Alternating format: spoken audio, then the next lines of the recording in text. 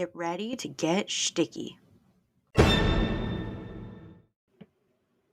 Sticky Situations is sponsored by Corona Crush. Corona Crush is creating Jewish couples always. Join the Facebook group. Just search Corona Crush and look out for virtual speed dating events happening every other week. They're 100% free and 100% Jewish. Hello, everybody, and welcome back to another episode of Sticky Situations. I'm your host, Rachel, which obviously you already know because I'm unforgettable. Everyone, please go like, follow, whatever it is, subscribe on whatever platform you're listening on. If it allows for it, go leave us a 5-star rating, a really good review, glowing reviews only, please. Also, please go like Sticky Situations page on Facebook. I hardly use it, but there's some useful links on the Facebook page. Go follow Shidduch Situations Pod on Instagram. I do more Instagram than Facebook. Go follow Shidduch Situations Pod on TikTok. I literally, before we started recording, guys, I left work 10 minutes early today and thought I was invincible. I did all of the little errands that I have been putting off for weeks that literally took 5 minutes, getting my passport picture and taking out money for cash, taking out cash so I could go get my nails done. But also then I came home and I'm like, oh my God, I look cute because I have second day wedding hair right now. And I'm like, I was wearing a cute outfit and I'm like, let me make some TikToks. So I did. So they're in the drafts. So if you want to see those drafts, go follow Sticky Situations Pod on TikTok. Also, I think I'm funny. So yeah, TikTok. If you would like to be a guest on my podcast, you can send me a DM on Instagram, again, at Sticky Situations Pod. You know that I have a partnership with Corona Crush, and I always post the episode links on Corona Crush. And in those little episode posts, there's another link for a guest application. So you can also fill that out, and I will reach out to you. But yeah, again, you can send me a DM. You could also send me an email at stickysituationspod@gmail.com. Same thing goes if you want to date any of my single guests or me. There are separate applications for those. You can find those on the Facebook page somewhere or in my Instagram story highlights, oddly enough. Or you could just send me a DM or an email and I'll get that taken care of for you. So, okay, whoa, that was a lot of business real quick. But, guys, I have an extra special guest today and I'm really, really excited because, I don't know, this is one of my friends. We've been talking about this and, I finally got her here and we're finally here to record. So, everybody, please welcome to the podcast my friend Hannah. Hannah, welcome to the podcast. Hey, what's up? I'm so excited. I'm so excited. It's been a lot of talking. I'm happy you're finally here. I know. A lot of when am I coming on the podcast? When am I coming on the podcast? And I'm like, oh, I don't know my schedule. And then finally I'm like, okay, let's plan it because my schedule is never going to get less busy. Right. And we just did it. And now we're here. And now we're here. And you guys get to hear us. Yay. Yay. Okay, so Hannah, before we get into your stories, and guys, I haven't heard any of these, but she's hyped them up, so, I'm excited. I gotta get down to some basics. Can you let my listeners know your age, location, relationship status, and religious denomination? So, I'm in my mid-20s, living in New York City. Woo woo. Woohoo. I am single. I don't know if I'm ready to mingle. You have to be really special. Honestly, I don't think I ever want to mingle. It's, I'm super social, but, I just don't want to. You just get over it. I'm not interested. Yeah. I mean, you have to be really special. Maybe I'll be interested. Oh, yeah. No, if the guy is special. Okay, so this is a really, really side point that I'm distracting, but I'll just say it anyways. I was talking today. Okay, mind you, we're recording in March. My January was busy at work, and also, my first, week or two of February. And then, I just, was tired the rest of February and have been tired for March. And there's just been, stuff going on. And I feel like I'm constantly busy. I haven't been on a date yet in 2023. Wow. And I decided I'm not going to. No, but we need to get you on a date. Okay, I'm not saying I'm not going to go on a date in 2023. I'm not just going to go out with anyone. I don't know. I have gotten matches. I have talked to guys on the phone. I have had video calls. But, I just don't want to go out in person unless there's a really good chance that he won't waste my time. I said that. I was the next guy I'm going out with is my husband. And I told everyone. And then he wasn't. But that's all right. I mean, maybe he is. Maybe he's just, waiting and going to come back around in the circle. But I don't even need him to be my husband. I don't even need him to be my husband. I just need him to be, I just need it to be an enjoyable experience. Okay. Not a waste of time. Not a waste of time. Maybe not a one and done. or two and done. Like, I don't know. I just need it to be something that, like, I'm excited about. I don't want to go on a date that I'm not excited about. Like, could it be one of those ones that, like, didn't work out as a relationship, but definitely you're going to be friends with? Yeah, maybe. Although, I don't really be friends with my exes. Really? All of my guy friends I dated. That's really really a problem when I'm in a relationship. It wasn't a problem in my last relationship, but I feel like it's gonna be. Like, I'm kind of nervous for that. Oh. Like, that was such a, like, creeped out No, it's just interesting to me. Like, I just don't. Okay, like, my real exes, I've been no contact with. Right. My ex got engaged today. Oh, God. Good on the news. We actually ended things really, like, amicably and, like, so on good terms. Mm-hmm. But, like, I was like, do I wish him Mazel Tov? Do I not? No. Do I wish him? I did. He responded, but that was it. Okay, that's very big of you. No, I ended things with both of these exes also on good terms. I just think it's hard. It's hard to be in touch. Yeah. It's hard. It's also hard not to be in touch. It's hard. Okay, so my first ex, who was a longer relationship, like, we did talk for, like, a couple weeks after we broke up. Oh, wow. And then it was, like, too hard, and I was, like, trying to date again, and I'm like, I just can't do this anymore. Yeah, he was, like, really upsetting me, so I, like, sent him a really long text that he ignored. So, like, I'll never reach out to him because, like, he still never answered my text. Yeah. But, and I'm like that. I'm petty like that. Oh, yeah. But you do it, girl. I don't know. I just think for, like, in the time of the breakup, like, it's hard. The person that you talk to the most, that's the only person you want to talk to. Right. And then you can't talk to them. So, like, also, like, it's, when I broke up with him, my whole life kind of blew up. Not because I broke up with him, but just because, like, I had a million other things going on in my life at that point. Like, I was moving apartments. I got a new job, and I'm like, I just want to talk to him. Like, he's helped me, like, through all of this, like, finding the apartment and going through the drama of why I needed a new apartment, and then, like, job interviews and stuff like that, and I'm like, I just want to talk to him. But then it just, like, got bad, so then we stopped talking. Right. But I hear you. Yeah. I don't know. I still, like, think no contact is the best way. Yeah, I definitely always did, like, at least 30 days no contact. I had one ex where, like the 28th day, not on purpose, but we would either, like, bump into each other or, like, something would happen, some event would occur where, like, we had to interact. And it was, like, every, like, 28 days, we would almost go those 30 days without contact, and then it would ruin it. And I was, like, determined to get to those 30 days. And then now we haven't spoken in months, but that's fine. But it was, like, I'm really trying here. Like, come on, God. Like, I'm trying. Yeah. Luckily, like, I haven't bumped into either of them. Also, like, random guys that I just go out with. Like, thankfully, there are very, very few that I see. Right. Yeah, me too.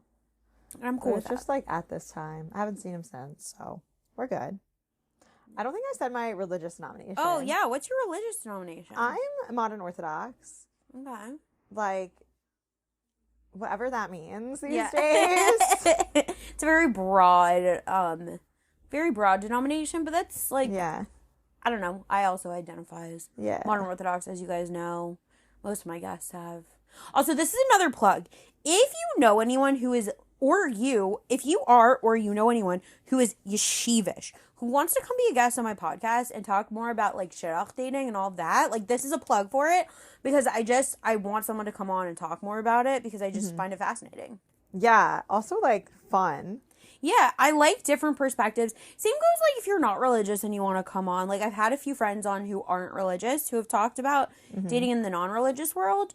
But yeah, I love other perspectives, other places out. If you don't live in New York and you want to talk about dating outside of New York, like, that's great too.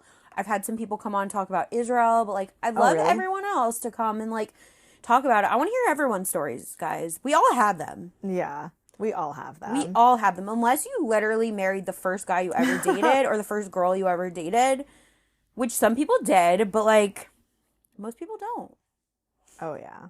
My brother dated, like, one girl for 6 months. He was about to marry her, and then they broke up. But I was, like, for that whole 6 months, I was like, I hate you. Like, how am I doing this for however many years, and you date One girl. Because he's a guy. I know. But now he's having his fun. But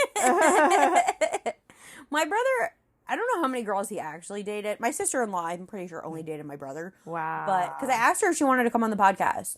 And I'm like, do you want to come on the podcast or did you only date him? And she's like, I pretty much only dated him. And I'm like, okay, bye. I don't want you on the podcast. Canceled. I mean, she could come on and talk about what it was like to date my brother, maybe. But, like, I don't know. How do you feel about that? Like, hearing about what it's like to date your brother? Well, considering when my brother first started dating, he told me he didn't know he was supposed to pay for a date. He didn't know, like, all these certain, like, dating things. And I'm like, you're stupid. So, like, I don't understand how he's married and I'm not, but, like, whatever. Okay. It's fine. Wow. That is shocking.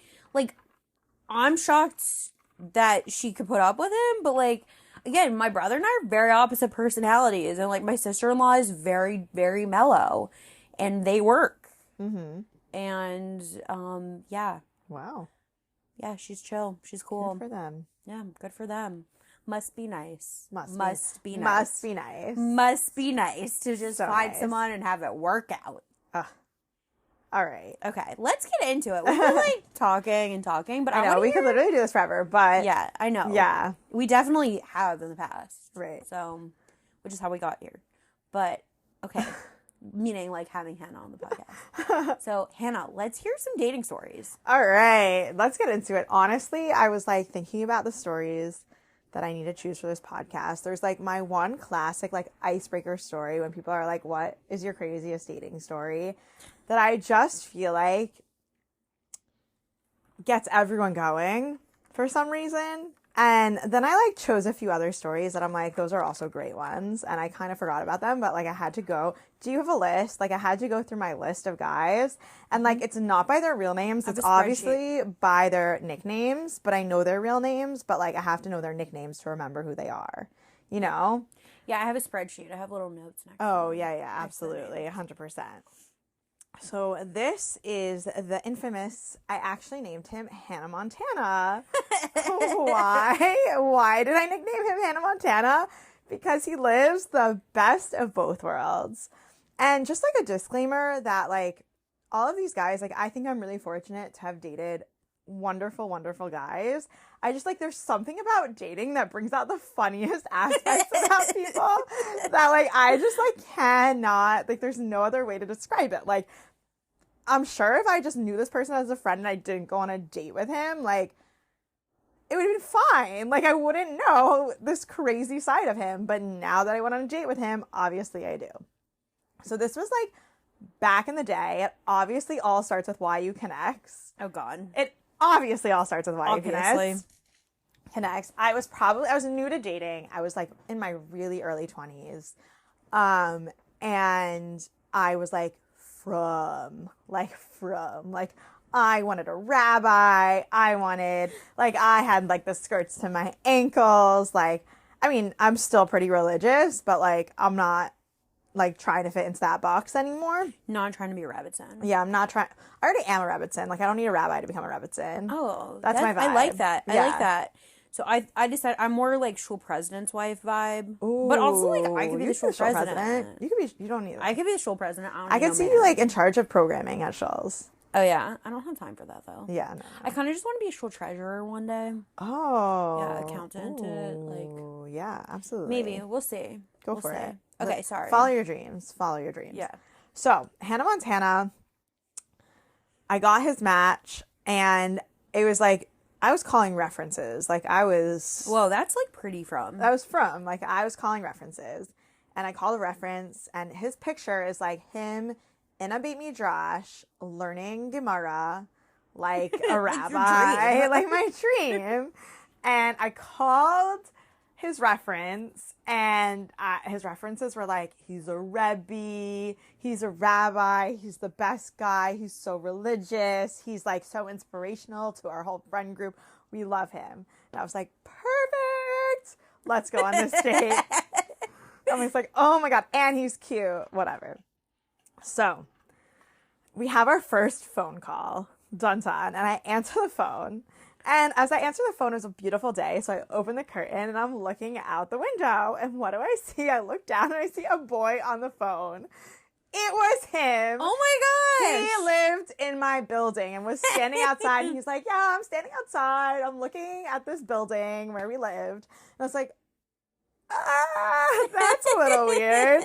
I was like, okay. So I literally told him a different address. I went to my friend's apartment to be picked up from that address because I'm at the time, I still am, but like I really don't like when people pick me up from my apartment because guys can be really creepy, and I don't like just in case they're really creepy and weird, I don't like them to know where I live. Yeah. So that's valid. I had him pick me up from my friend's apartment. Great. We went on a great date. It was fantastic. I was all geared up. We decided to go on a second date. I even had him, spilled my secret that we lived in the same building and I already knew. Like, I had him drop me off at my building because I was like, this guy's normal. He's cute. He's a rabbi. Yay. All right. Next day, he texts me and he's like, okay, Shabbat's coming. Good Shabbos. Where are you for Shabbos?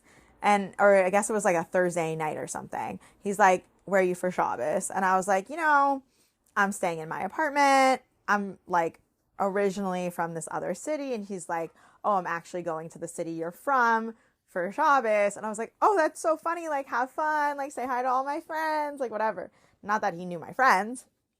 All right, fine. Great. I'm so excited for the rabbi. Next day, I'm going through my Instagram stories. I was from, but not from enough to not have social media. So I'm like going through my Instagram stories and like, okay, I go through like this one, that one. Okay, this girl like had a birthday party last night. That one had a wedding. That one was also at the wedding. Everyone was at this girl's wedding that I wasn't invited to. Rude. So rude. Then I see this one girl. I was like, oh, she had a fun night. Like, she went to a rave last night. Okay. Oh, look, they're all in the car driving to the rave. Cute. Wait, that car looks familiar. Wait, that boy looks familiar. I went on a date. That's the rabbi I went on a date with last night. Going to the rave in my home city. And as I'm flipping through the stories, all of a sudden he's shirtless. Wow, didn't expect to see the rabbi shirtless. Next Instagram story, he's chugging a bottle of vodka. Great, didn't expect that from the rabbi. Next story, there's girls in minimally dressed outfits, no hate to them, dancing all on my rabbi. So I was like, shoot, I thought he wasn't creepy. I thought he wasn't normal.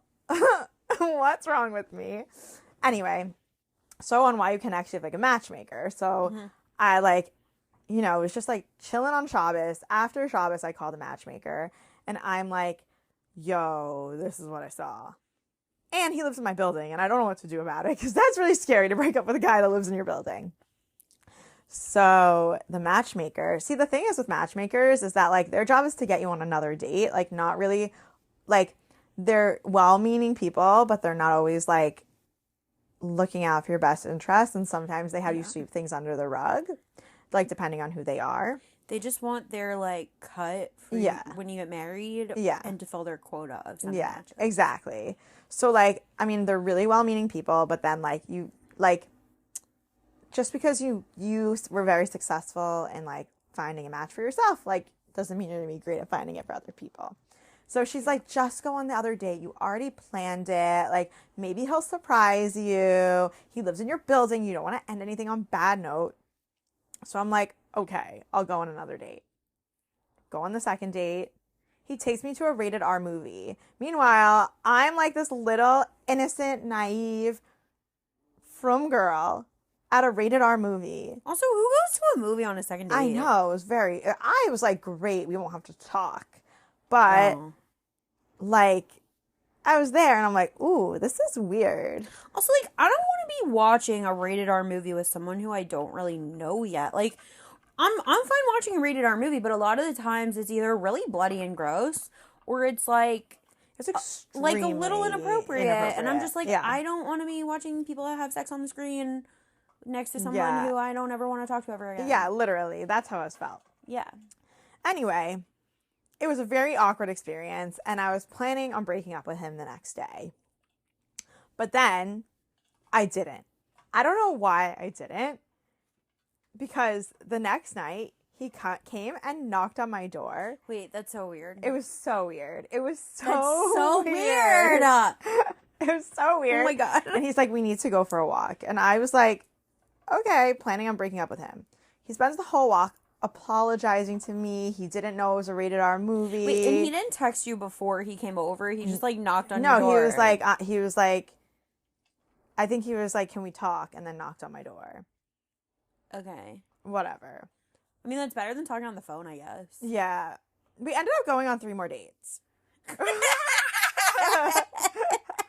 I just, like, really did not know how to break up with this boy. Wait, did you tell him you saw the rave No, pictures? I never said anything. You never told him? I just, like, kept letting him go out with me until he broke up with me because I just stopped, like, putting energy into the relationship. Not that it was a relationship. It was just like, where is he now? Oh, he's married with a baby. Oh, okay, nice. But I'm like, Hannah Montana, you literally live the best of both worlds. All of your friends think you're a rabbi, and all of your other friends think you go to raves and grind with girls. Like, yay, good for you. Like, okay, here's my thing. If you want to be a rabbi, like, great, good for you. If you want to go to raves and, like, do all of that other stuff, like, also great, good for you. But you have to pick. Right, you really do. You need to pick what you do, or just, like, it's not even picking. It's not like, oh, yeah, you can't learn Gemara if you go to raves. But it's just, like, you need to be transparent with what you do. And you can't be, like, I don't know. I just feel like maybe rabbi isn't the job for you if that's where you are. Or, like, maybe, like, take it down a notch in the rabbi spectrum. Like, exactly. Maybe go get choveh smicha. Oh. I've gone out with the choveh rabbi. Yeah, but good for them. I had a rabbi phase. I mean, Oh my not God, intentionally. I accidentally went out with, like, a couple rabbis in a row. Good for them. And that's when I was like, I'm not, like, rabbi's wife material. I'm not Rabbi Sen.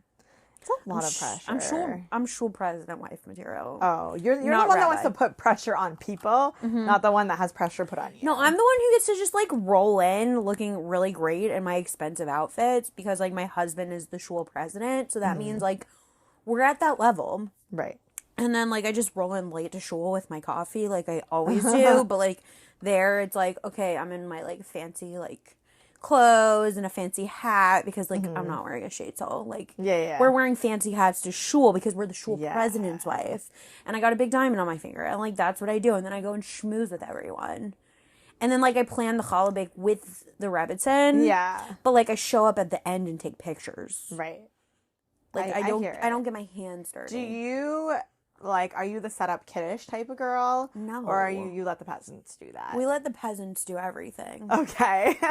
Like, I'll help plan events and fundraisers, but I'm more like, I'm going to write a check and put my name on it. Ooh. And, like, everyone else does all the work. You are the one whose, like, name is on the tree of life. Like, you dedicated the entire tree of life. Like, my family wrote the checks for the social hall. Yes. Like, okay, which is so funny because my parents are the total opposite. They're the, like, get our hands dirty, like, do everything. Like, the backbone of the shul. Or they were when I was a child before my shul got, like, taken over and ruined. Wait, what? Yeah, all these young couples, like, moved into my hometown and my neighborhood, and they literally knocked on my neighbor's doors because I live on the same block as the shul. They knocked on the neighbor's doors and were like, we'll give you $1 million for your house. And, like, I don't live in the New York area. Like, I'm not from the New York area. And yeah, they took over my block, and I'm like, Mom, if anyone offers you $1 million for a house, take it and leave. Yeah. And they're just, like, mean and cliquey and, like, not nice, and they act like they're still in high school because, like, they never left high school. Whoa. Yeah, I don't think they're I'm listening. shocked. That's out of town? Yeah, the ringleaders were literally, like, Mr. and Miss Popular, quote unquote, in high school who, like, bullied. They, like, are from your area, or so some of them are. So they're the ones who, like, bullied, like, my friends. I wasn't important enough to bully. They, like, bullied my friends, and then we all threw a party when they graduated, and we, like, took over and made the school better. Okay. But they still act like they're in high school. Like, literally, okay, this is so ridiculous. I hope no one from my town is listening, but if it is, I judge you. F you. F you! Stop buying the houses on my block! I don't want to go home! I only know this because, like, my brother and sister-in-law also live there, but they call themselves the A group, then there's a B group, and they literally refer to them as the A group and the B group, and I'm like, what is this? Why are you still in high school? Like, move on, grow up. And then some of them have, like, this company that I'm sure is, like, a scam, for something. Like, it's too sketchy to not be something, and they're, like, making so much money and, like, putting it all into the shul and activities and stuff, so then everyone pretends to love them. This is also an outsider's perspective it's like looking in. Like this A group, Yeah, a bunch of people in this A group are part of this company. Yeah, so two of them, like, own the company, and then they hired all the rest of them, and I literally want to, like, make a documentary about it, and then, like, show that it's a scam. We're putting this on Netflix. And, like, they're gonna go to jail, and then I can reclaim my neighborhood, even though I told my mom I'm never gonna move back. And again, if any of you are listening, like, I do believe what I'm saying, but also I don't mean it offensively unless I don't like you, and then I might. But don't tell my mom, because she's not allowed to listen to the podcast. But it's, like, it's awful. It's just, like... And they, like, have events, and they exclude certain young couples. Like, only certain of the... And, like, these are all couples in their, like, 20s and 30s. And it's, like... It's, like, we're supposed to be a nice, like, community that is not... Or in the New York area. And it's, like, why are you ruining all of this? Because they can't do that here in New York. Yeah, you couldn't make it in New York, so you gotta go move somewhere, throw your money around, buy these houses on these... Literally, my mom told me they bought this one house that I loved as a kid because I thought it looked like a castle. But then I realized how bad of a house it was because there's no backyard. Ooh. There's no yard. There's a creek that runs through the back. So there's literally no yard. I'm like, you just paid $1 million to not have a yard. Yeah. Like, your house looks like a castle, but you have no yard. So what are you doing? Are you going to, like, let your kids go swim in, like, the creek where they're going to get diseases? Instead of, like, having a backyard? Probably. Maybe. Ew. But I'm just like, ew. Also, someone please go by my parents' house so they can leave. Where do you think they should go? Anywhere. Wait until, like, I move somewhere and then they could come. All right. That's good. Maybe I'll build them a guest house and they could live there. Maybe and then they can, like, then they live can watch in an my apartment kids. and give you money to buy a house. I mean, like, I have money to buy a house. I just need a husband. Yeah.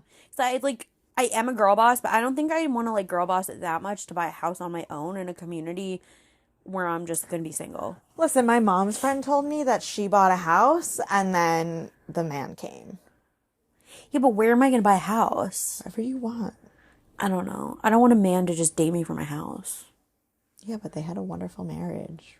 I mean, they're still married for, like, a long time, like 30-something years. Yeah, I don't know, but that's just, like, setting a precedent. Like, I don't want to bankroll some man's life. I feel like I should buy a house and rent it out. But, like, I feel like I'm not buying a house right now. The only reason I haven't bought a house is because I don't know where I want to live. If I knew where I wanted to buy a house, I would buy a house. If you want to live somewhere else, just sell your house. Yeah, but it's easier said than done. Right. Also, like, I'm not going to buy a house in New York. I thought about buying an apartment once, but that just didn't make sense. No, don't buy an apartment. That doesn't make sense. No, not in the city. Also, like, if I don't have kids, if, like, I never get married and I never have kids, I don't want to live in a house. I'm going to go buy a condo at the beach.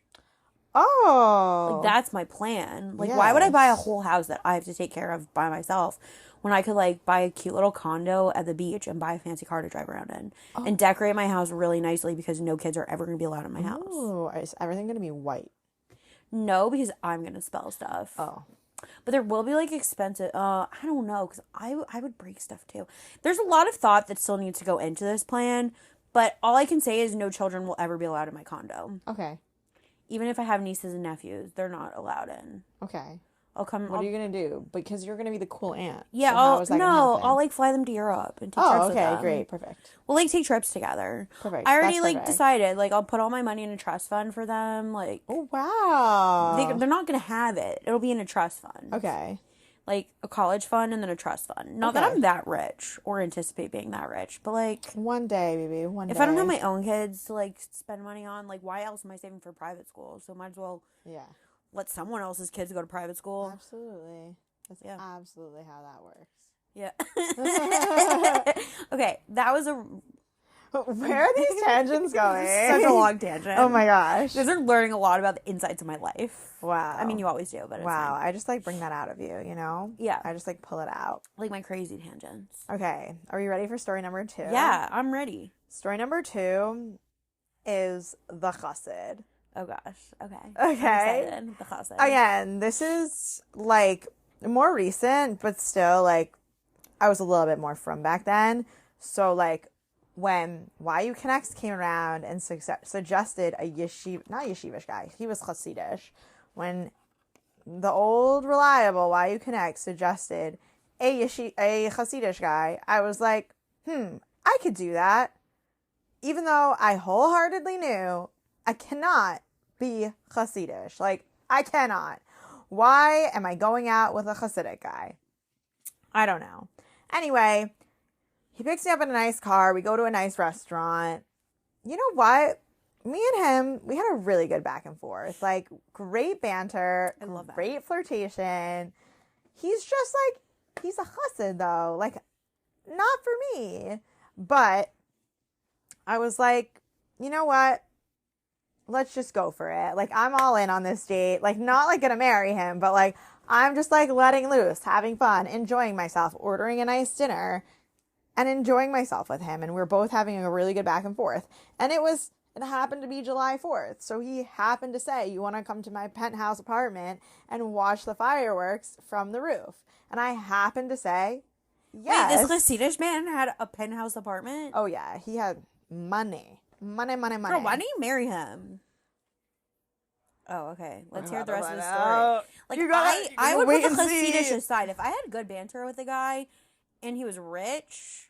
Well, I didn't marry him because he said no to me. Maybe I would have gone out with him. Like, as we can tell, like, I have a really hard time saying no to people. So, but I want to hear the rest of the story. Did he like come on to you? No. Oh, okay. Because, like, you know, Things usually were pretty kosher. Usually when a guy invites you back to his penthouse apartment, it's code. It was July 4th. He was like, you want to go to my roof and see the fireworks? And I was like, and like, his roof wasn't like his private roof. Like, there was other people there. Okay. But, like, still, like, I got to see his fancy penthouse apartment that I kind of was curious to see. Anyway. Yeah. I live here now. We went up to the roof. Yeah, literally. We went up to the roof, and we're enjoying. We got, like, some apple ciders or something, and we're enjoying our apple ciders. Cheers. Watching all the fireworks that anyone could ever imagine. It was beautiful. Meanwhile, also, like, I'm on a date. All my friends are out, like, enjoying July 4th. And I am on a date, and like, I better enjoy the night too. So I was just like very happy, and like I felt like I was being like treated very well and spoiled. So we're drinking our apple ciders, we're having some deep philosophical conversations, and I like was talking to him, and I was like, listen, like, tell me why you're Hasidic, like, you didn't really grow up that way. Like, tell me about, like, how that happened. And also, please tell me why, because this is kind of the reason I went out with him. Like, he looked Hasidic, his bio sounded Hasidic, but it said under, like, religious orientation, modern Orthodox. So I was like, please tell me, like, why does it say that? And we're getting onto this, like, philosophical conversation, and then he's like, really? At the end of the day, the reason why it says modern Orthodox. And I'm like, yeah. Why? Why does it say modern Orthodox? Please tell me. He's like, well, I'm Hasidic. Like, I want to be Hasidic. But I just like watching movies with naked women. And I was like, what? What? First of all, I met this guy, Moshe, a Hasidic, like, married guy on a plane, and he was telling me about all the movies he's obsessed with, like Titanic, Friends, and whatever. Like, this guy was a real Hasidic guy, and he's, like, clearly watches Titanic with naked women, so, like, why can't this other guy consider himself Hasidic? Like, when he says movies with naked women, he just means, like, regular movies, or does he mean, like, No, I'm porn? pretty sure he meant porn. Okay. Yeah, I'm pretty sure he meant porn. Okay. Why would he tell you that? I don't know, on a first date. Yeah. I really think dating brings out the weirdest sides of people. Like, I don't understand. Like, this guy clearly had so much depth. Like, we had great conversation, great banter. He was hilarious. But, like, why did he tell me that? Like, I feel like sometimes it's just word vomit. It's like, oh my God, why did I say that? Like, that's weird. It was so weird. I don't want to hear about a guy's porn watching habits. I mean, unless we're literally at an intimate level, I don't want to hear. Yeah, I met you today. I don't want to hear anything sexual. Like, right. I don't want to hear anything about anything having to do with anything sexual. Right. Absolutely. Unless we're there. But we're not there. So I don't want to hear it. Yeah. And, like, this is also, like, something for myself is that, like, I need to stop coming off so chill. Because, like, people need to stop saying things like this to me.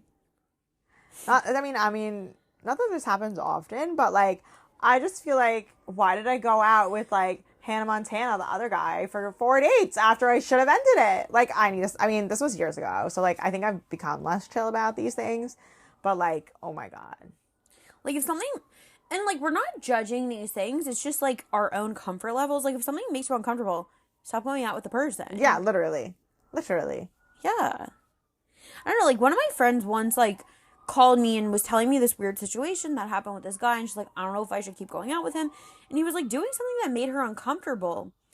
And I'm like, if it makes you uncomfortable, don't go out with him. Yeah. Like, if he's gonna keep doing it, like, I don't know, I definitely have had, maybe not guys that I've gone out with, but guys that I've talked to, like, if a guy is, like, talking to me and he says something that makes me uncomfortable, like, I'll just stop talking to him. Right. Instead, like, I used to just, like, ignore it and be like, oh, haha, he's just being funny. Like, no, he's weird. Right. To me, like, I feel like, personally, it brings me back to, like, matchmaker culture, where it's, like, oftentimes matchmakers will try to convince you to go out on more and more dates when, like, you shouldn't be.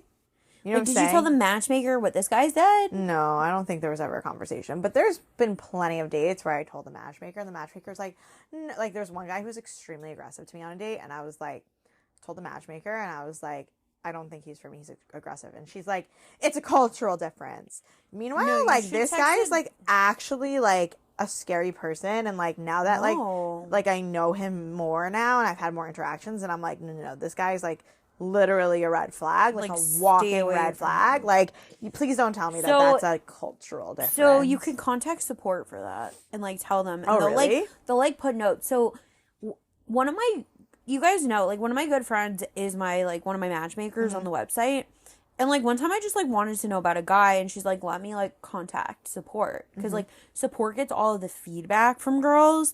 So, like, sometimes girls don't tell matchmakers things, but they'll write it in their feedback surveys. Because after you close a match, you have to fill out a feedback survey. And she, like, my friend texted me back, like, a couple hours later. She's like, so support, like, wouldn't even say it over email. She, like, had to call me and tell me what was wrong with this guy. And I'm like, yeah. Oh, okay. I don't know if we'll get to it in this episode, but maybe at the end, I'll tell you guys my crazy story of a phone call that I had. But I want to hear the rest of Hannah's stories. But also, we need to take a quick break to hear a word from our sponsors. So we'll be right back with Hannah's stories. And maybe my one story, which now that I've teased, we might just have to add an extra couple minutes at the end, so I'll tell it.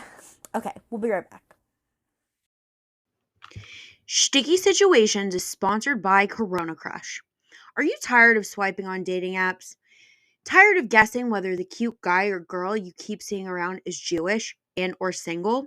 Then you need to run, not walk, to join Corona Crush. Corona Crush is a Jewish organization working to create Jewish couples always. Corona Crush has over 30 confirmed engagements, over 22,000 members from all over the world, and has set up over 50,000 speed dates. Join the Corona Crush Facebook group and post yourself, or have a friend post you, and see who reaches out. Fill out the survey to sign up for virtual speed dating events happening every other week.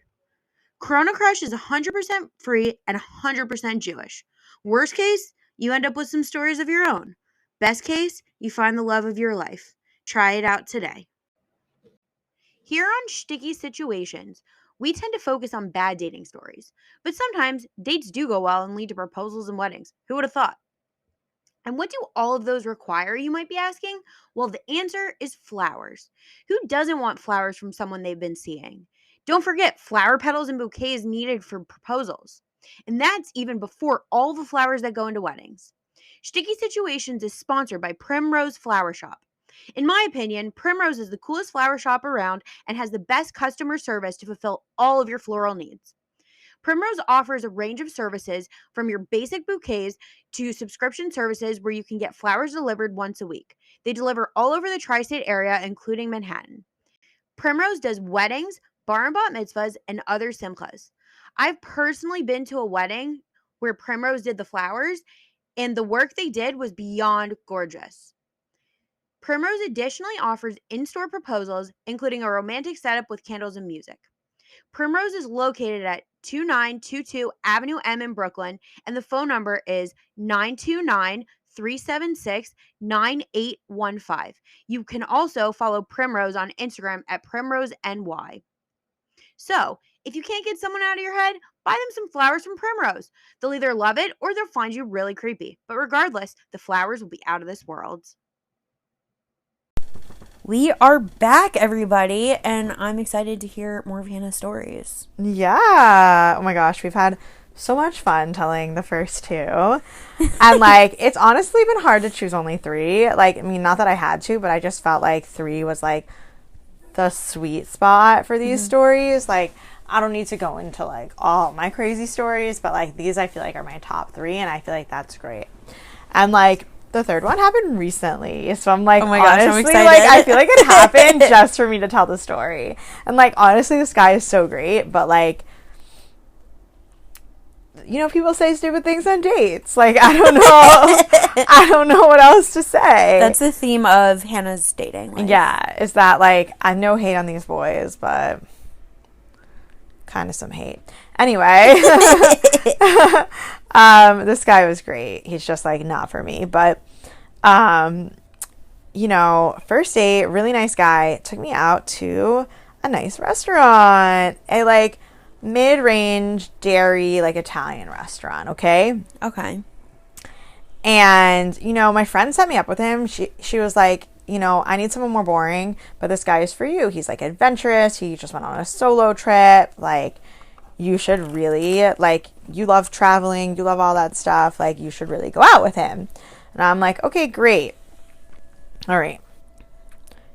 First red flag for me was that he didn't pick me up. He was like, let's meet at the restaurant. Some people are okay with that. For me personally, like, I just like to be wined and dined. Like, I like to be treated like a queen. Like, I really like, I like attention. I like when people like treat me well, you know?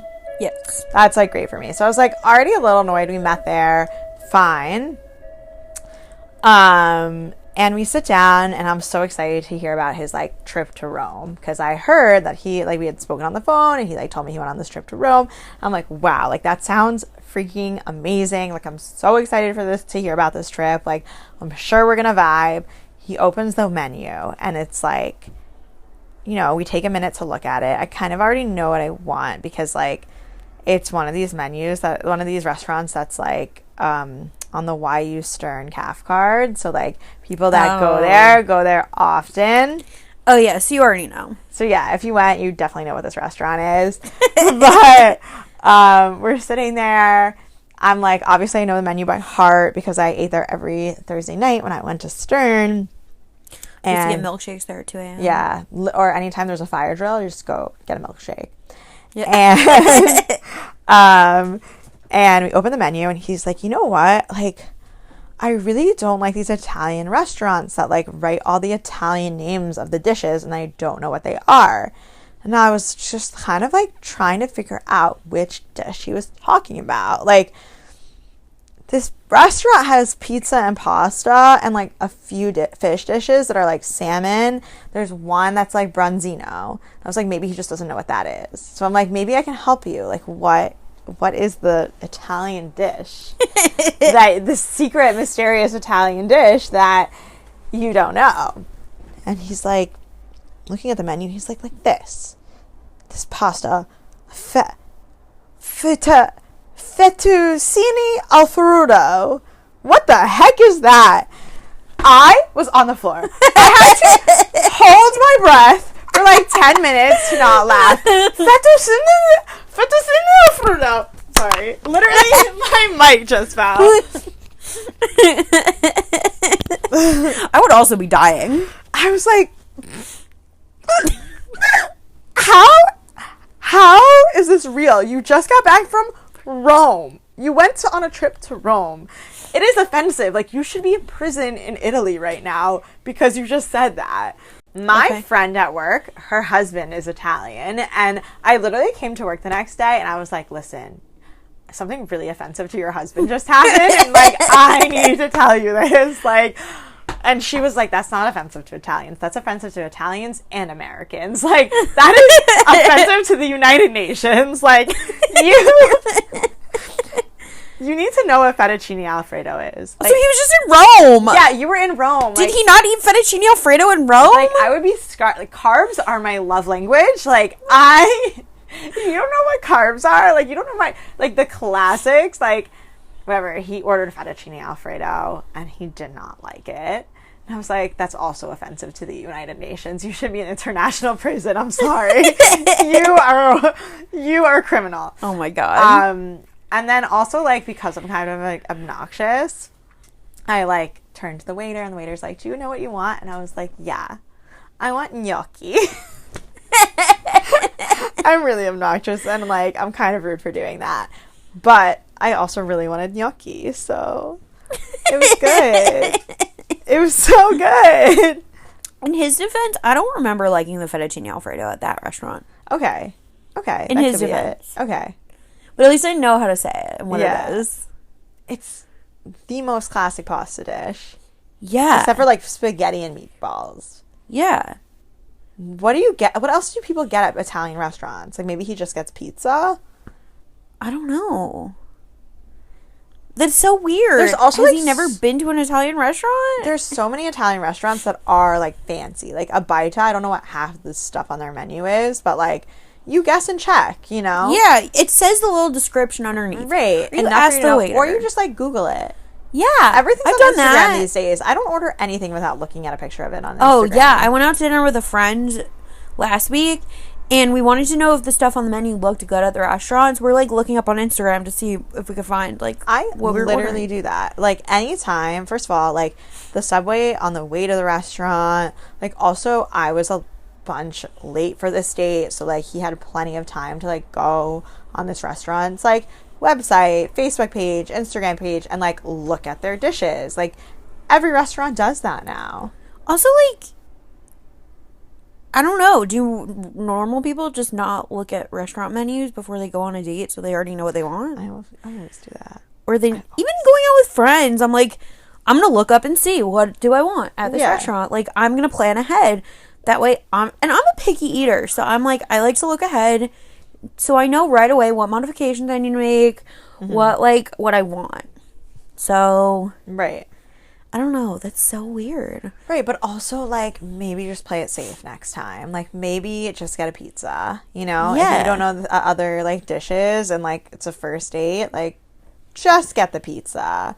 Yeah. Or, like, the panini or something. Maybe he doesn't know what a panini is either, so this poor boy. Wait, so how did the rest of the date go? I take it you didn't. I think I checked out after that. I was like, this boy is an international criminal. Like I do not approve. That was my stamp of non-approval. Non-approval. Oh, man. I'm trying to set him up with someone, though. Okay. I hope she doesn't care about the fettuccine thing. It's okay. I feel like some girls just don't care. Some girls and that's don't okay. care. I wish I was one of those girls. Some girls are boring. Some guys are boring. And, like, yeah. I don't know. Like, I go out with boring guys who are just, like, nice, but they're boring. And I'm like, okay, I have some boring friends. Like, let me see if I can set them up. I can never... Actually, most of my friends aren't boring because crazy attracts crazy. Yeah. But, sometimes I, like, try to think if any of my friends are boring. Well, boring crazy guys. could attract crazy. Crazy could also attract, like, really, really bland. Like, that just wants someone who's gonna shine. Yeah. I need, like, some sort of, like, in between of that. Like, I need someone who, like, is gonna stimulate me. Because, like, I just can't have a super, super bland, boring person who's just going to let me shine and do my thing. Because I'm going to do that anyways. Right. But I need someone who's going to enhance my shine. Right. Or, like, will, like, banter with me. Right. Like, you can have, like, there's some relationships where one person is the star and the other is the stargazer. and it's like, wow, you're amazing. Or you can have like the partnership where they're both equal, or like in terms of like I need, like, a good supporting role. Yeah. I don't want a star gazer. I want like a really good supporting role. Has some good one-liners in there. Ultimately lets me shine. But is like super supportive in there and like is also kind of funny. Yeah. And like we can bounce off of each other. I don't think he exists, but like that's what I'm on. All right, any of you boys applying for the role? You also must have a good job. Oh yeah. But my mom told me I should date younger. Oh my god, I went to a wedding last night. It was my family friend's wedding. My whole family still can't decide if she's 23 or 24. I think she's 24. I think I asked her sister. So, like, it was a lot of, like, younger people. But my mom is there, and my family friend's like, Rachel, let's find you a boyfriend. I'm like, they're all babies. And my mom's like, I told you should date younger. So, I'm like, okay, 26-year-olds, where are you at? Like, 25-year-olds. 25 is still kind of young. 26 is such a good age. I feel like 26 is a great age. I feel like 26, like, you're not really in school anymore. You're starting to like get to know the real world. You're still kind of malleable. You might still be new to dating. I was ready to kill 26 and then it was COVID, so like I couldn't. But like yeah, so I'm down for like, but I was like a real person at 26. Right. COVID aside. Right. Were you like that was COVID years for you or no? Yeah, I turned 26 and then it turned COVID. Wow. Like I turned 26. Wait, when's your birthday? November. Oh, so I turned 26 at the end of 2019. I barely had any time because like I'm an accountant, so I had busy season. Right. And then it was COVID. It was recently the anniversary of COVID. I know, it's crazy. It's crazy. I remember that. Wow. Like I remember that too. Wow. My life has like changed so much since then, but also stayed the same, but also like changed and then changed again and then changed back and then changed again. Like like I'm at the same place pretty much. But I'm not. Forget I said that. That's the ebb and flow of life. It's the ebb and flow of life. I'm still hella single. But work it. I had like relationship. I dated a lot of people during COVID actually. Oh really? I mean like I virtually dated a bunch. I went out with a few in person. I mean by COVID I mean like still counting today, even though it's not COVID anymore. Did you like virtual dating? In certain senses, I never really got serious with anyone virtually. It was nice in the sense that like I could just talk to someone endlessly and like there was no pressure that anything real was going to happen. Right. So it's like the commitment phobia is person's dream. I'm not afraid of commitment, but like someone who's like not really in it but like is just bored, like which is me often, like I just like don't really want it, like I don't really want to keep talking to the person but I'm bored, but like then there's like really no pressure to see each other. And, like one time I went on like 3 virtual dates with a guy. I literally like don't know why. He was a nice guy. I enjoyed talking to him enough, but honestly I was just bored. Right. And then he's like, should I come see you? And I'm like, no. Why would you do that? Where would we go? What would we do? Like, it's dark at like 3 o'clock. It's cold. And my roommates aren't going to let you in the apartment. And we can't go inside anywhere because everywhere's closed. So no. Right. Oh, man. And then I'm like, yeah, I just like don't think there's a future here because like I don't want to see you in person. Ew. Yeah. But then I got a boyfriend during COVID also. Oh, really? But like vaccine era COVID. Okay, that's like later. Yeah, during like straight up lockdown, I had started dating someone right before COVID started. Oh. So I was just dating someone seriously the entire, like that was my experience of COVID. It was just like, I'm dating someone seriously. That was my whole persona. And like, it was very annoying to my friends. Mazel tov, he just got engaged. Oh, mazzles. The girl has, well, she's so nice, but she doesn't have personality. I don't know if they can hear me. Can they hear me? Yeah. All right. The girl's nice. She doesn't have personality, but you know, it's if okay. You can't handle me, don't. And he didn't. Yeah. He got someone who's not. Listen, personality is not for everyone. Yeah. Like, we just need guys who can handle the personalities. Right. Right. And, like, by that I mean multiple personalities, because I have multiple. I'm just kidding. But, like, not really. Yeah, I feel like, but, like, you gotta work it. You gotta let them, like, mesh. And like. Yeah. So, one of my friends just got engaged, and her fiance's cousin was in a show that, like, a lot of my friends watched back in the day. For, like, privacy purposes, I'm not going to say which one. But I told all my friends, and, like, she was at a different family wedding on his side and, like, took a picture and sent it to me because I was, like, binge watching the show. And I was like, oh my God. And then he was like, he saw her later in the wedding, and he's like, did your friend like the picture? And I'm like, oh my God, I can't wait to meet him. So then I told her, I'm like, when you marry like your boyfriend, which now they're engaged, so your fiance, wow, I want to sit at the table with him, and I have a lot of questions for him. So her engagement party happens to be this coming weekend, and I can't go because my cousin is getting married, so I'm going to be out of town. So she lives out of town also. So like, traveling, I can't. So all my friends were like, can we go in your place? And like all three of us need to go to make up for your whole personality. Wow. I mean, really, just all of them want to go. Is it going to be a podcast episode? Like, you're going to get all your questions in? And like, oh my God, that'd be so cool. Maybe I'll ask him to come be a guest on my podcast. Yes. Guys, stay tuned. This will be in a long time, but like, stay tuned. Hopefully Sticky Situations is still around by then. Like, this could be, like, months and months away. Not that I have any anticipation of, like, quitting the podcast anytime soon. But, like, I was always just figuring that I'd get married and then the podcast would end. Is that what happens when you get married? Like, the podcast? Like, the whole, like, saga of your life about dating? Like, you can just completely forget about it. It never happens. No, maybe I would keep doing it for a little bit, but then I'd probably have a kid and then I couldn't do it anymore. Right. But, like, also, or I just will never get married and I'll be too depressed to do the podcast. Oh my gosh, God forbid. We'll see. We have time. Knock on wood. Like, we have lots of time. No ayin haras here. We have lots of time. Okay. Wait, Hannah, do you have any other stories that you want to share? I think that's it. Like, those were my top 3 funny ones. Okay. You can always come back on the podcast if you get more stories. Like, I haven't had repeat guests yet, but eventually I'm going to run out of people. Listen, I definitely have more stories. I just, like, think for tonight. Okay. That's the end of my storytelling. I respect it because that leaves me time to tell a weird story. Oh my gosh, I'm so excited. That happened like it happened a couple weeks ago, but I haven't really recorded. There was a lot going on. We had Purim. I just like have life stuff, you know. Mm-hmm. But I'll tell the story. So this is also a Why You Connect story, so I feel like very fitting. This podcast is such a good advertisement for Why You Connect. Of why you shouldn't have Why You Connect. Yeah. Yeah. But also, like, what's the word? All publicity is good publicity. True, except for, I literally, after this, I literally ran out of my room and I'm like, I'm deleting Why You Connect. Like, I'm done. Okay, fine. Okay, so, I got a match on Why You Connect, and he actually looked, like, semi-normal. Like, I don't get normal guys. Ever on Why You Connect. Like, I can't remember the last normal guy I got on Why You Connect.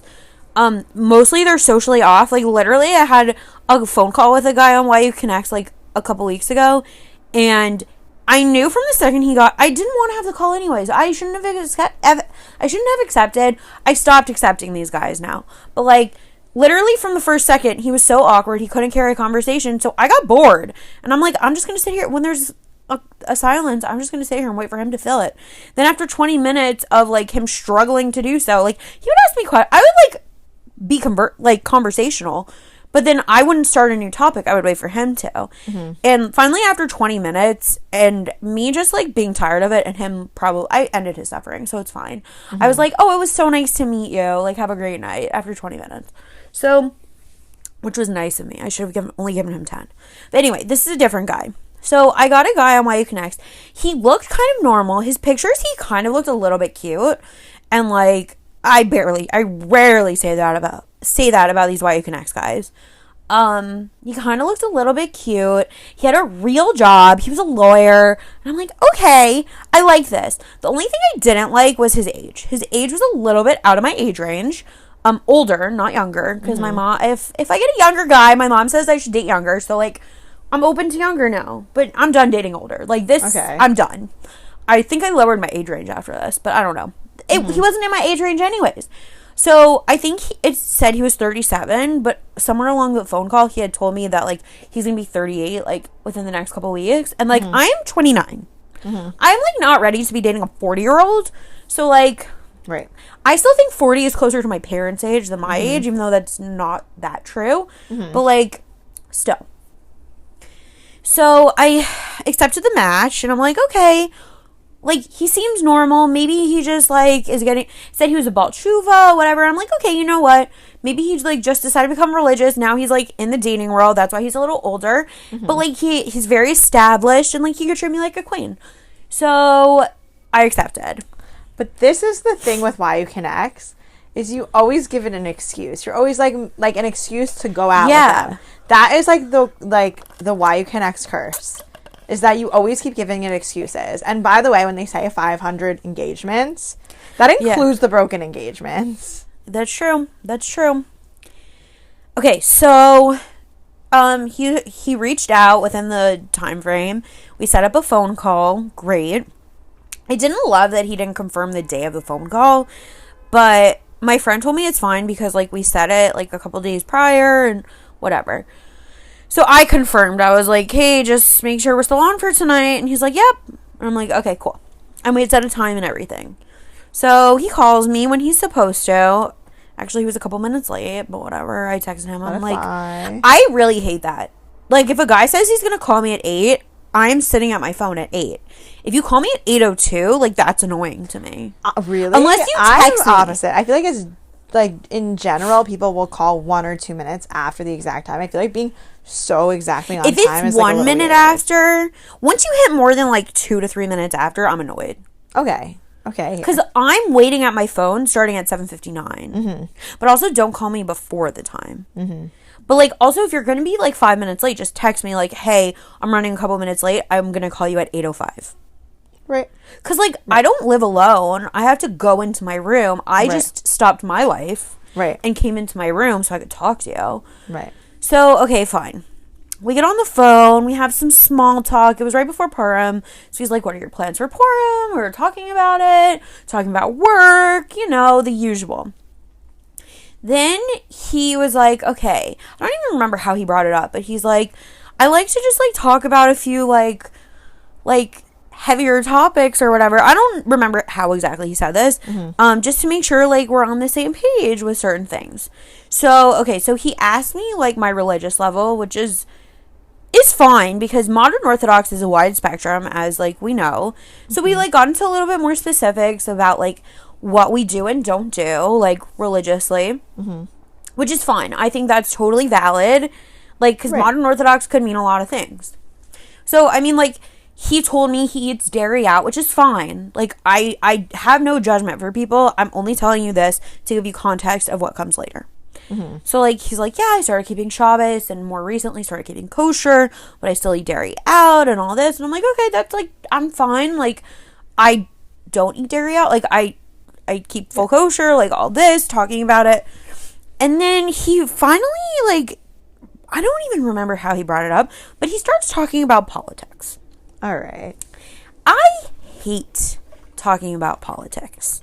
I consider myself pretty moderate. Certain things I lean more liberal, certain things I lean more conservative. Like, when it comes to my money, I'm going to vote with my money. But also, like, certain social issues, like, I just, like, don't care. Like, I'm of the opinion, like, let people live and be happy and, like, do their thing. Yeah. And, like, if it doesn't affect you, why do you care? Yeah. Like, let people live. Let everyone be happy and everyone just be nice to each other. Oh, yeah. Okay? Like, I want to keep my money, but everyone just be nice to each other. Like, that's my political views in a nutshell. Don't, like, come at me to talk politics because I don't want to talk about politics. Mm-hmm. So he's like, yeah, I used to be more like that. Like, socially liberal, fiscally conservative. But then COVID happened. And during COVID, I realized that, like, all the liberal people were ruining America. And the reason why the world is in such a bad place is because of unconditional love. And, like, like, people just doing whatever they want to do. And I'm like, okay, can you elaborate? And then he starts talking about people who are transgender, like, ruining the world. And I'm like, what? Sir, like, number one, like, I live in the modern Orthodox community. And, like, if someone was trans, like, again, my motto, live and let live, let people be happy, let people do what they want. It is not affecting me whatsoever. Like, if somebody if somebody feels like they are not the gender that they were assigned to at birth, fine, let them do what they need to do to be happy. Yeah. That's fine with me. Let them be happy. I'm not going to treat them like a pariah because, like, they want to be happy. And, like, it's not my business either. Why is it so hurtful to you? Yeah, and it's not also, like, how are they destroying the world? Yeah, I know! What? I'm like, it's not my business either, because then he started going into a story about how in Brooklyn, apparently there was this woman who was teaching at a school in Brooklyn, and it came out that she was transgender and she really was a man, and her husband that she's married to was actually used to be a woman, and all this, and they fired them and kicked them out of the community. And he's like saying it so proudly. I'm like, that's so terrible. I'm like, that's disgusting. I'm like, why are they treating people like that? Like, these two people are minding their own business. They found love with each other. They're living their they're living lives. Yeah. They're happy. And now they just got kicked out of their community. Why is that something to celebrate? Yeah. And he's like, well, they're around little children. I'm like, why is that weird? I'm like, they're male I'm like, did they do anything inappropriate to the children? He's like, well, no, but isn't it inappropriate that they were around children? And I'm like, no. Yeah. I'm like, there are male teachers. I'm like, you hear a lot about rabbis touching little kids and like being inappropriate. I'm like, and then we don't do anything about that. And then we don't do anything about that. But like, we're firing this poor woman just because she used to be a man and she didn't do anything wrong. I'm like, why is that so bad? Like, why are you proud of that? Like, okay. So then it gets worse. It gets worse. Oh my God. So he told me that the only reason he's looking for a wife is so he could have kids. Like, he's only looking to get married. Wait, so he's... Oh, wait, 1 second. So let me just, like, take out my brain for a second. And, like, here's my body. Yeah. He's like, I'm only looking to get married so I could have kids. And I'm like, okay, like, why? I'm like, you could have kids without getting married. Like, you could adopt. And I was already really mad at this point of the conversation. And he was like, yeah, but, like... He's like, why are you looking to get married? I'm like, because I want a life partner and, like, to do life together and, like, hopefully have kids together, but, like, also, like, do life together. He's like, but you could have that without marriage. And I'm like, I could also have kids without marriage. It would save me a lot of drama. I could just go to the sperm bank and not have to talk to you anymore. Like, I really hope you said that. I did. Oh, my gosh. I literally did. I'm like, I could go to the sperm. Oh, wait. It gets better what I said to him. So then he, like, is still talking about, like, this transgender like stuff, and he's like, yeah, I want to teach my kids, like, I don't want my kids to know about all of this, and I need them to be educated that it's wrong. And I'm like, okay, like, I'm not hating on anyone, but I'm just saying certain things that he was talking about are not as common in the Orthodox communities. Mm-hmm. And if it is, it's not so talked about that it's like this couple, like, people found out that they were transgender. Nobody knew. Yeah. And, like, it's private. And I'm not saying it's something someone should be ashamed of. Again, I think everyone should just live how they want to live and however makes them happy and be them. And people should just, like, mind their own business and not judge and just, like, love other Jews. Yeah. I'm getting to this. I'm going to get to that in a minute. And he's like, yeah, but they need to be educated, that they need to live a Torah lifestyle. And I'm like, okay. And he's like, yeah, there are certain things in halacha that, like, aren't totally spelled out, or there are different opinions about it, but there are certain things in the Torah that are, like, clearly written in the Torah, and I want my kids to know that and live that kind of lifestyle. Mind you, this man does not even keep full kosher. And I was about to say, like, doesn't he eat dairy out? And isn't that basar v'chalav? Like, that's literally okay. Yeah, so then I knew exactly where he was going when he said that. So I was literally like, so you're telling me if you have a kid and your kid comes out as gay, you're going to disown your child? And he's like, no, I wouldn't disown them, but I would encourage them to keep a halachic lifestyle. I'm like, okay, so if you have a child who is gay, you're going to tell them that they can't be in a relationship, they can't have love, they can't have any of this, or else you're not going to, like, support them. And he's like, well, how do you know they can't be happy without that? And I'm like, sir, like, people aren't happy. Like, people want to have love, and people want to have, like, a partner, and people want to, like, have this. And I'm like, I'm just letting you know right now, I will love my child, like, a child that comes out of my body, or who I adopt. Like, any child of mine is going to get unconditional love from me and support. And, like, if they're gay, I'm going to love them the same. And I'm going to encourage them to live a happy lifestyle. And I'm going to encourage them to do what makes them happy and find love and all this. And at this point, Like, at this point, I'm just yelling at him and not letting him talk. And I was like, you know that sexuality isn't a choice, right? And I'm like, I can prove to you that sexuality isn't a choice. I'm heterosexual and I'm still talking to you. That just proves that sexuality is not a choice. I'm like, the fact that I'm still here having to deal with men like you just proves that sexuality isn't a choice. You know how much happier I would be if I liked girls? Like, I literally said this to him on the phone. Wow. It doesn't get so much worse, but I said more. So then I yelled at him. I'm like, you know what else it says explicitly in the Torah? V'ahavta l'reacha kamocha, which is love your neighbor like you love yourself. And I'm like, the reason why everyone hates the Jews is because the Jews hate each other. So, like, everyone just needs to, like, be nice to each other. Like, you could not agree with what someone else does, but just, like, show them love and respect. And, like, you could just don't do what they do. It's fine. It's not that big of a deal. Everyone can have different beliefs. Everyone can have different opinions. Everyone can live their lives differently and do what makes them happy, but just have love for another Jew. Wow. But wait. There's more? There's more. There's no way there's more. Yeah, okay. Wow. So we talked about transgender, then we talked about gay rights. Now we get to women's rights. Okay. And he's like, he's the one who brings these things up. And I'm already fuming. I'm already yelling at him. I don't even know why he continued. I was like, oh, let me guess. You don't even believe it. He brought up, like, women's rights. I'm like, oh, let me guess. You don't believe in birth control either? And I'm like, it's my body, my choice. Like, a man can get a girl pregnant and just walk away and, like, have no responsibility. He's like, no, they're responsible for child support and this. I'm like, LOL. Have you looked at America these days? Like, and he's like, I just think we need to educate kids that a sexual relationship should only be within the context of marriage. And I'm like, my gosh. Like, okay. When has that ever worked? Like, different people in different parts of Judaism believe different things. We've talked about, like, sex before marriage on the podcast before. I've had guests talk about it and everything. And, like, you guys, it's a very personal thing. Like, we won't really get into everything.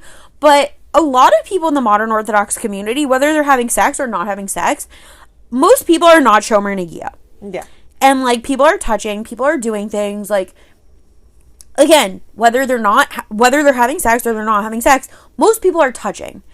And mind you, this guy told me that he is 38 years old. He just became, almost 38 years old. He just became religious. Yeah.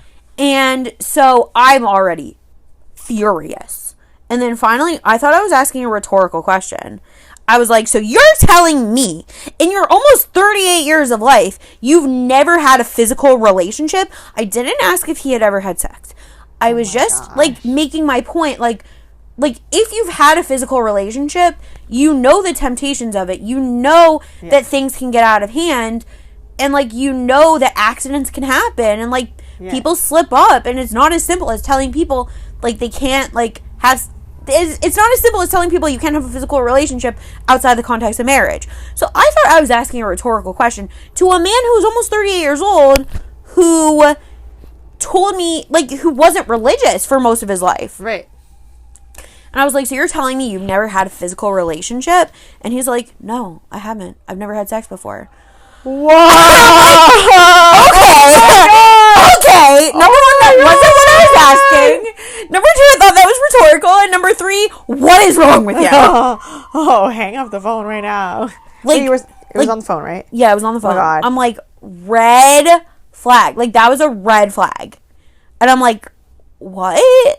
And I'm not judging people for what they have or haven't done sexually or physically or whatever. But I just thought it was, like, weird because he's almost 38 years old and he wasn't religious. Yeah. And, like, it's weird in the religious world. It should be even more weird, like, not. Yeah. Like, even within the religious world, if you're that age, like, the assumption is that, like, you've done stuff. Even within, like, the more, like, religious world. Yeah. Like, not just modern Orthodox, like, more yeshivish, all of that. Like. Yeah. Yeah, so, I mean, my friends and I came up with theories about him, like, maybe he's asexual, because there were a lot of things that, like, indicated, or maybe he's, like, the fact that he only wants a wife or to have kids. He doesn't see why someone would want a partner to be happy, and he just thinks you just can tell people to not have a physical relationship. Wow.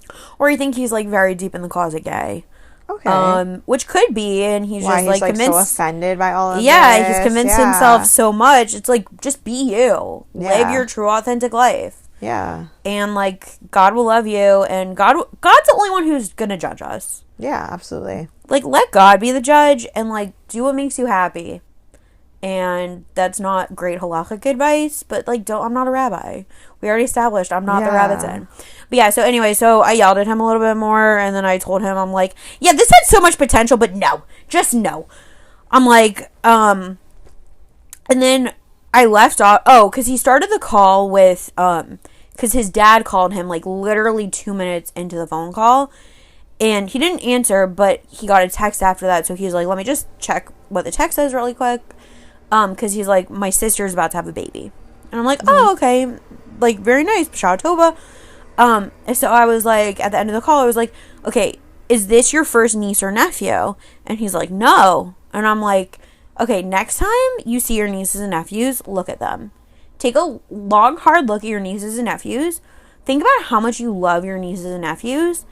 And then realize that you're going to love your own child like 1,000,000 times more than you love your nieces and nephews. Mm-hmm. And now imagine that niece or nephew telling you that they're gay. And like, and think about like that you're going to tell them that they can't be happy or you're not going to support them. Yeah. And then I was like, this isn't a match. Goodbye. Wow. I was like, I need to go to bed because I need to go to work tomorrow, and you've already riled me up. Wow. Yeah, my roommate told me she heard me screaming. Wow. Because I was screaming at him. And you know what's funny? Probably to him, you're some crazy woke girl. That crazy I'm woke literally girl. Not also. You're literally not. Which is so funny because I'm like, he made me seem like a flaming liberal. Yeah. And I'm like, I'm really not. I'm like very moderate. Like, I just think everyone should let everyone else live and do what they want to do. And also, like, maybe not the most appropriate time to bring up those types of feelings on a first date. Yeah. I mean, I'm glad he did, and I didn't like waste my time going out with him. I only wasted like an hour and a half of my night, and then I couldn't sleep that night because I was so riled up. Then I called my friend. I didn't call her. I left her a 5-minute voice note screaming a recap of it. I'm like, oh my God. I'm like, I'm done with dating. And you know what? He's made me like very calm about being single because I'm like, I would rather be single than be with anything even like that. Wow. Oh, I also told him he's never going to find what he's looking for. I'm like, you either need to, I'm like, your views are very yeshivish, and you either need to match your action. I'm like, you literally don't even keep kosher, and like, you have yeshivish views, so you either need to match your actions with your views, or you need to like change your mindset, because you're never going to find a girl who agrees with you. Oh yeah, absolutely. And he told me, like, he's like, oh yeah, I had a girl yell at me once in a restaurant. Oh, like, so this is like a pattern. Yeah, I'm like, maybe you just shouldn't date. And I literally sent a whole message to the matchmaker. I was like, there is something seriously wrong with this guy. Like, I can tell, I'm happy to like talk more about it. I'm like, he was really off-putting and really offensive and all of this. And I'm really happy to talk about it. And the matchmaker never answered me. Oh my gosh. So rude. That is so rude. Yeah. Yeah. There are crazies out there. And literally, like, I hope this guy figures out what he wants in life and, like, does it. But it's, like, a little late for him. But also, I hope no one actually marries him because he's crazy. Oh, yeah. And he might be saying the same thing about me, and you know what? Then they can start a boys' podcast. They can start a boys' podcast. Yeah. I mean, we have boys on the podcast. Right. But I'm saying they can start one of those, like, guy podcasts where they're super conservative. Yeah, they can just like, be Andrew Tate and, like, be done. Yeah. Like, I don't want to hear that. Yeah.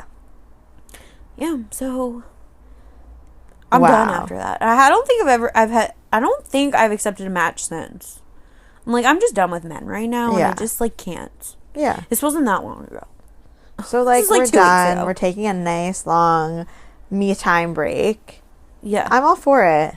Yeah, I don't want to have another phone call like that. I'm just saying no to everyone unless they seem worth my time. No. Like, we are done. We're done. And no more 38-year-olds. Keep them... I should only date younger. Within the age range that you want. Yeah. Maybe people that are, like, fully kosher. Yeah, I have that as my preference. This guy, like, wasn't in my preferences. Yeah, that's what they do, too. They don't care about your preferences. I also don't care if a guy eats dairy out. Just, like, don't lecture me about, living a life of, like, pure halacha when you don't even keep kosher. Right. Yeah. My roommate had a guy like that recently. And they used to fight about it often. Yeah. Who, like, preached other things, but then, like, didn't keep kosher. Yeah. Yeah, I don't like that. I mean, I had an ex who didn't keep kosher, but at least wasn't preaching other things. Yeah. That's fine. That's fine. It's fine. Everyone just live and let live. Why do people care so much? Like, they just want to, like, impart their values on other people. Mm-hmm. And, like, maybe other people don't want your values. Exactly. And that's fine. Like, people can have different values in this world. Yeah, and these people are the reason that there's no third Beit HaMikdash. V'ahavta l'reacha kamocha, everybody. That's the takeaway. That's how we fix sinas chinam. Yeah, that's the hatred, like hating other Jews. Baseless hatred is baseless fixed hatred with loving everyone. Just love everyone. Be nice to be nice, people. That's the takeaway. Just be nice. Be nice. Be nice. Okay, so before we close, Hannah, we've given tons of dating advice this whole episode. Oh, yeah, absolutely. Can you give my listeners one piece of dating advice?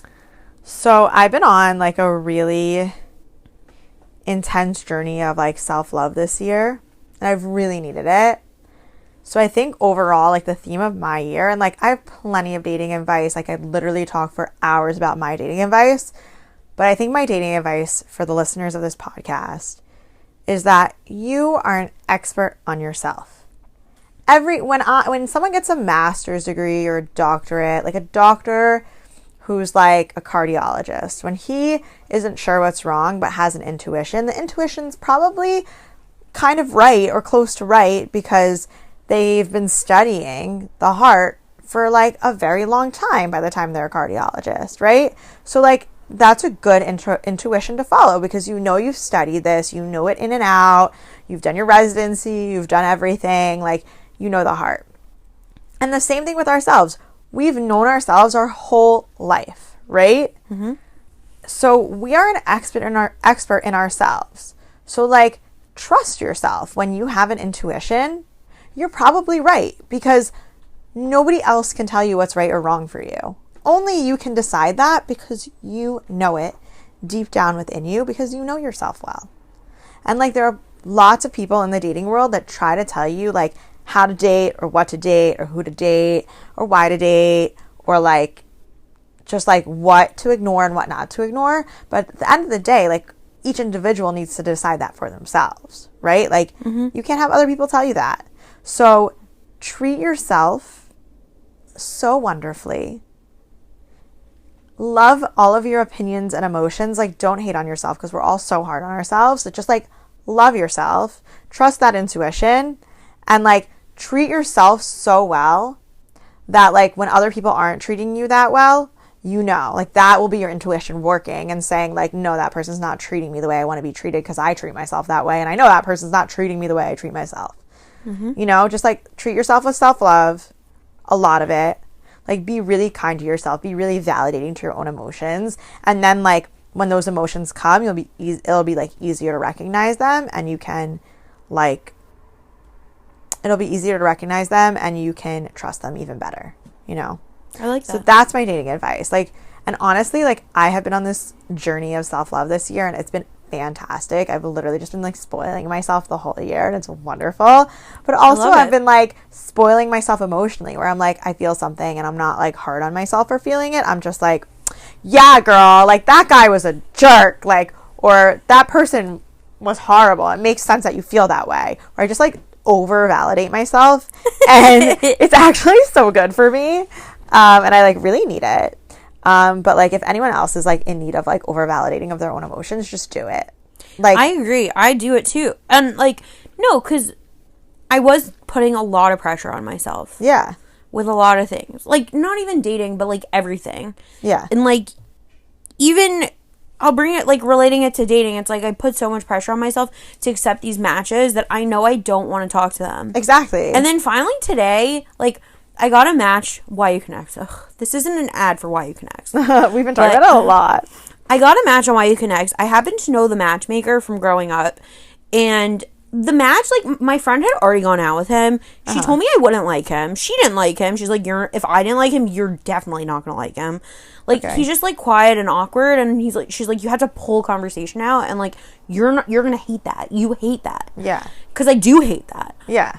And he seemed way too religious for me, and I'm like, and he was, like, at the end of my age range, which I thought I had already lowered, so I thought he was outside of my age range. And she like, so I sent her a message just because I know her, and I'm like, hey, I was just wondering, these are the things that I noticed, this is what my friend said, I was wondering why you thought this would be a good match, because that's what I started doing when I get matches that don't seem good. It's like, why do you think this is going to be a good match for me? Because, like, you have to see something, and then they have to admit to me that they're just trying to fill a quota. Yeah. And, like, she was putting so much pressure on me to accept the match, and I'm like, I don't want to talk to him. So, finally, I was like, give me time. I just, like, was tired of going back and forth with her, and I'm like, okay, I'll think about it.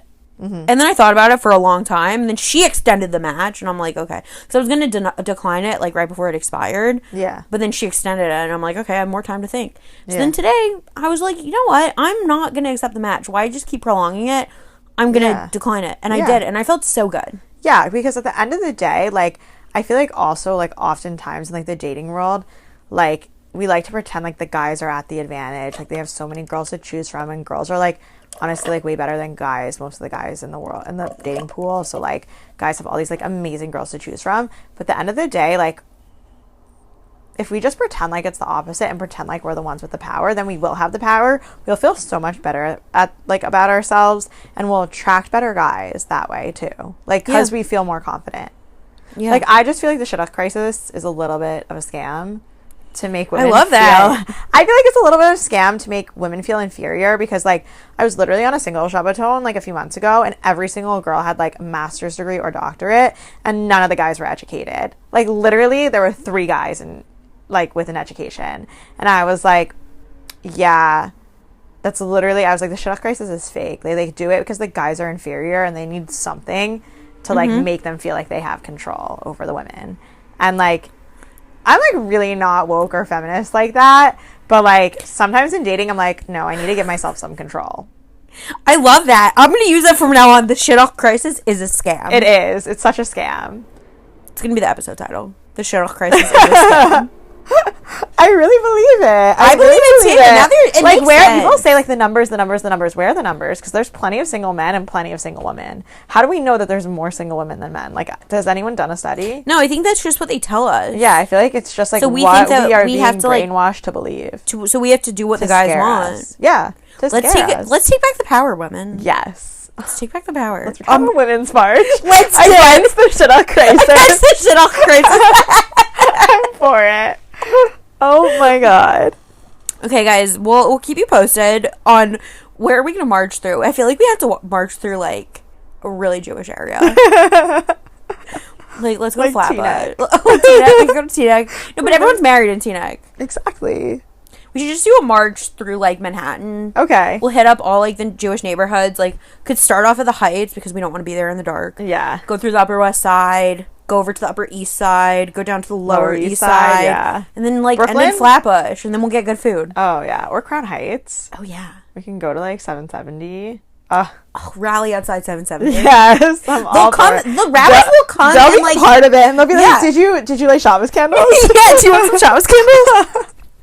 Oh, God. Oh, my God. Okay, guys, this is going to happen. Yes. Sticky situations. Women's Shidduch Crisis. We're reclaiming our power. We're reclaiming our power. The guys are going to be scared. They should be scared. They should be scared. Yes. They're already scared. They're already scared of, like, what I say on the podcast. So, like, it's fine. Oh, really? I've had so many guys say, like, oh, yeah, you just have girls on to trash talk guys. And I'm like, okay, so come on the podcast and defend yourselves. Yeah. Prove to me that you're better. Also, like, girls do dumb things on dates, too. Like, you can come and trash talk girls. Yeah, come trash. We just like trash talk. We like gossip. We like to talk smack. We just want the funny stories. Give us the tea. We're here to have the tea and be entertained. Oh, I love it. I love it, too. Okay, so before we close, Hannah, last but not least, what is your Real Housewives tagline? All right. I'm all for this. Okay. My Real Housewives tagline is, warning, I'm high voltage. That's it. Warning, I'm high voltage. It's just like, I have a lot of energy. Like, I'm really fun, but beware. Because do not cross me. I will shock you. I love it. That's it. I love it. I might steal it sometime. Okay. I love it. Okay, we kind of came up with another one earlier. What was that? It was like, if you can't handle me, don't. Yeah. That's also, that could be mine. I like that one too. Yeah, but I think the high voltage is just like a little bit more like, yeah, it definitely has more oomph. Yeah. Yeah. I love it. I love both of them. The second one is cringy enough to be on the show, though. Yeah. Yeah. That's definitely. Yeah. Okay, well, Hannah, thank you so much for coming. This was Thanks so much for having fun. me. I just feel like I had a good night. Like, this was like a good night. This was so fun. Yes, absolutely. And Sticky Situation Nation, I hope you also enjoyed, and you'll catch me next time, and keep your eye out for our planned rally, maybe in the summer. Yeah. Oh, yeah, when the weather is nice. Oh, yeah. Spring. Summer, like, there's the Israel Day Parade one week, and, like, the Women's Shidduch Crisis March the next week. You have to make sure the NYPD is there protecting us. True, yeah, I don't want to get killed. Yeah. Not looking to die. Yeah. At least in that way. Yeah. Yeah, if I'm going to be killed, it's got to be more glamorous. But... But yeah, we'll get Sticky Situation t-shirts, like the logo will be on the back. Yes. Okay, guys, stay tuned. We're gonna plan this maybe. Probably not, but like maybe. Yeah, but like if you guys want to plan it, you can also plan it. You could also plan it, but just put Sticky Situation logo on the back of the shirt and then like make one for me. Okay. And for Hannah. Yeah. Because like she thought of it. Okay. I'm there. So yeah, we're there. We're down. There. Yeah. We're down. Okay. Only on Sunday, not Shabbos. Oh yeah. No, it has to be on a Sunday. Yeah. Yeah, that's non-negotiable. Yeah. Okay. This was fun. This was so fun. Okay. All right. Sticky Situation Nation, you'll catch me next time. Bye, everybody.